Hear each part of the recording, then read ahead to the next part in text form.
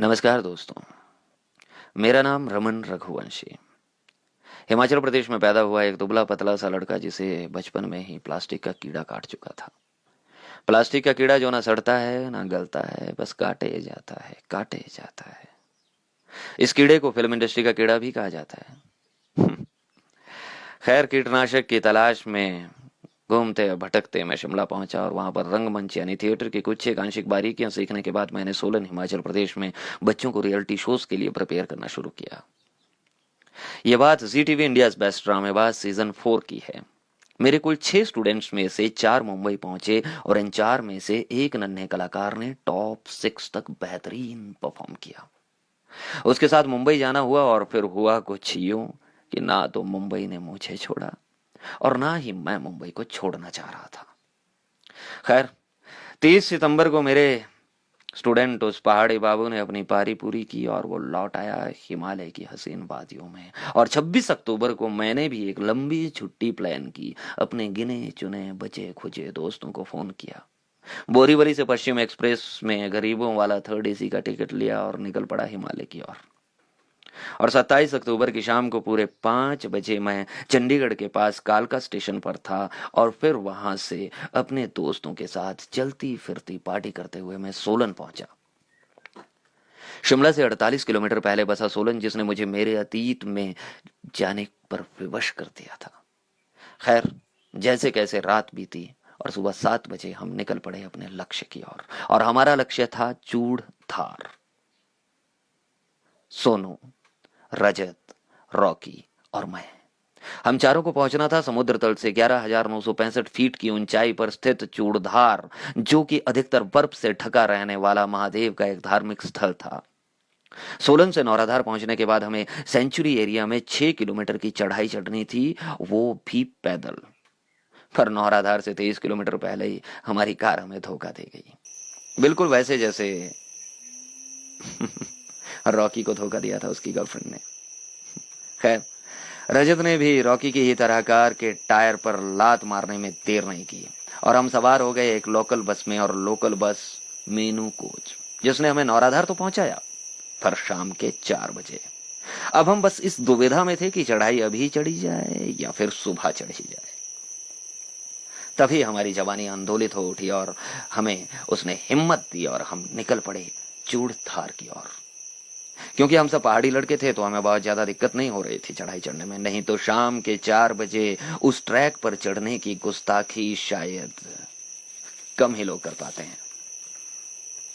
बियाबान जंगल, century का इलाका, जहां घर तो छोड़ो आदमी के दर्शन भी कम ही होते हैं।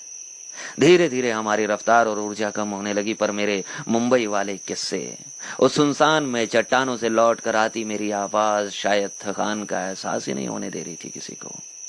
और आखिरकार हम पहुंचे पहले पड़ाव पर, जिसे वहां की क्षेत्रीय भाषा में पहली कहकर बुलाते थे। वहां उस टेम्परेरी दुकान पर उपलब्ध चाय और बिस्किट को हमने कुछ ऐसे खाया मानो इससे टेस्टी दुनिया में कुछ हो ही नहीं सकता। चाय वाले का चेहरा बता रहा था कि हमारा इस वक्त चढ़ाई चढ़ने का डिसीजन उसे निहायती बेवकूफी भरा लग रहा था।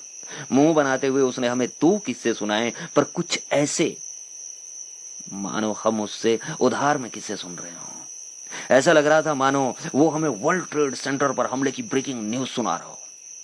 और किस्सा नंबर 1 था कि पिछले ही कल इसी जंगल में भालू ने पास के चौपाल इलाके के किसी आदमी की चमड़ी ऐसे उधेड़ दी मानो किसी ने नहाने से पहले अपने कपड़े उतारे हों।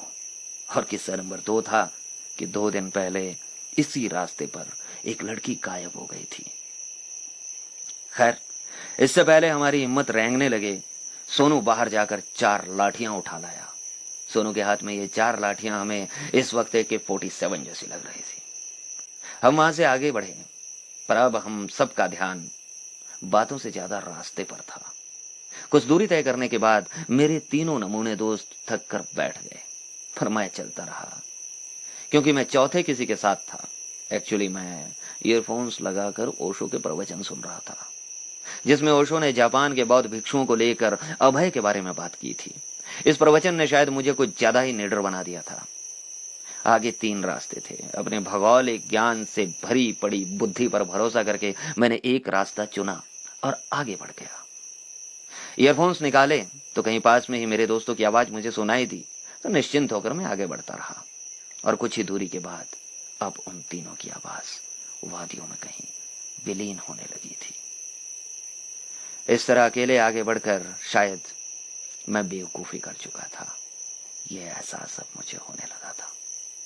और यह भी लगभग निश्चित हो चुका था कि मैं गलत रास्ते पर निकल चुका हूं। हाल ही में हुई बारिश के कारण देवदार के उन जंगलों से मिट्टी की भीनी भीनी खुशबू मुझे जितना सुकून दे रही थी, उससे कहीं ज्यादा झिंगुरों की आवाज मुझे इरिटेट कर रही थी।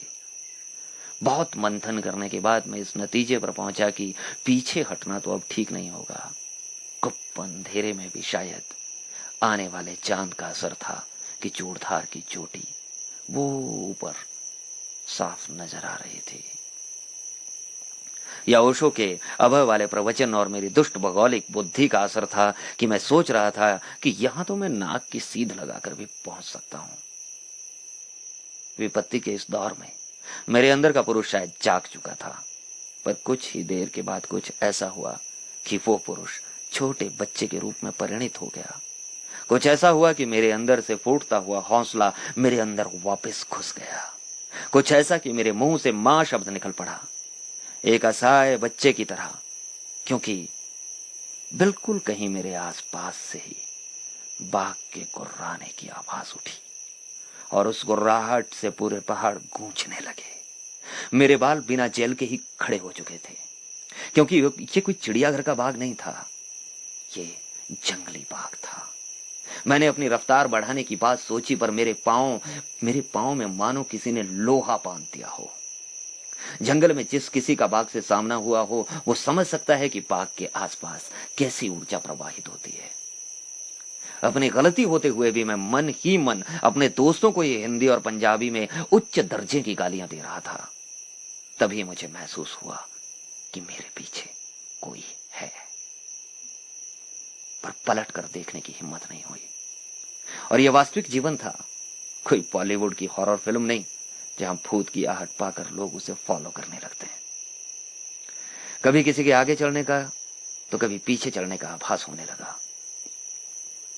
अब तक नजदीक लग रही चूड़धार की असल दूरी का एहसास अब मुझे होने लगा था, और यह भी निश्चित हो चुका था कि अब मैं कई सौ किलोमीटर में फैले इस जंगल में बुरी तरह से भटक चुका हूं। पर तभी मुझे दूर सामने आग जलती नजर आई। मुझे लगा कि शायद यहाँ कोई गुज्जरों का डेरा होगा, क्योंकि मुझे पता था कि पोंटा साहिब, काला आम और यमुनानगर आदि क्षेत्रों से गुज्जर अपनी भैंसों के साथ इस जंगल में आते हैं। पर पास जाकर देखा तो मैं गलत था। यहाँ 3 कमीने बैठे हुए थे, सोनू, रजत और रॉकी। मुझ पर नजर पड़ते ही रजत मुझ पर टूट पड़ा। बक बक बक बक बक बक बक बक। साले, मुझे तो लगा था कि तू बाघ का डिनर हो गया। पर तभी रॉकी ने कहा कि बाघ तब तक आदमी पर हमला नहीं करता जब तक वो आदमखोर ना हो।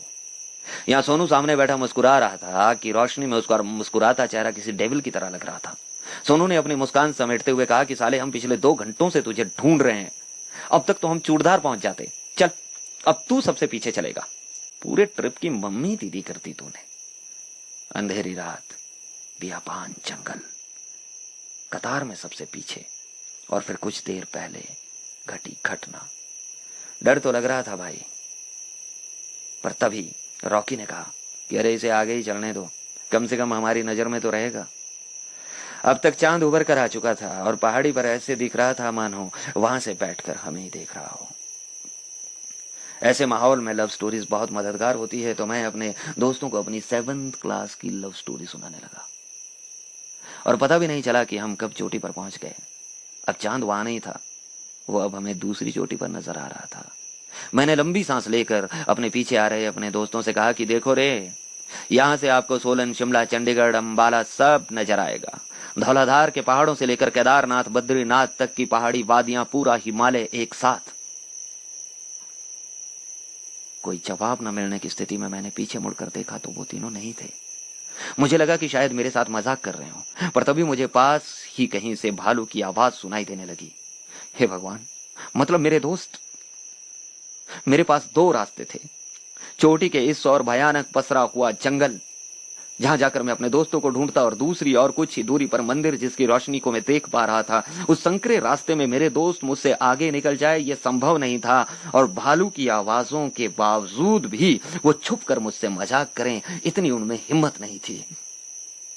मैं जल्द किसी निर्णय पर पहुंचा और वहां से भागा, और उतराई उतर कर मदद की उम्मीद में मंदिर पहुंचा तो वहां पर कुछ मशाले और टॉर्च लेकर लोग कहीं जाने की तैयारी में थे, जिनमें से दो आदमियों के पास बंदूकें थी। तभी सामने से आवाज आती है कि अरे जिंदा है साला। देखा तो ये रजत की आवाज थी। सामने बैठे रॉकी ने सर उठाया, उसके चेहरे पर खुशी साफ नजर आ रही थी। तभी रजत ने मेरे पास आते हुए कहा कि साले हमें तो लगा था तू बाघ का डिनर हो गया। तभी रॉकी ने कहा कि बाघ तब तक इंसान पर हमला नहीं करता जब तक वो आदमखोर ना हो जाए। मैं कुछ समझ नहीं पा रहा था। तभी सोनू ने कहा कि साले हम पिछले 4 घंटों से तुझे ढूंढ रहे हैं। मैं हैरान था, अगर मेरे दोस्त यहां थे तो फिर वो 3 कौन थे? अगर आप समझ पाए हो तो कमेंट बॉक्स में जवाब दीजिए, और अगर नहीं तो नेक्स्ट एपिसोड में हम आपको बताएंगे कि वो 3 कौन थे।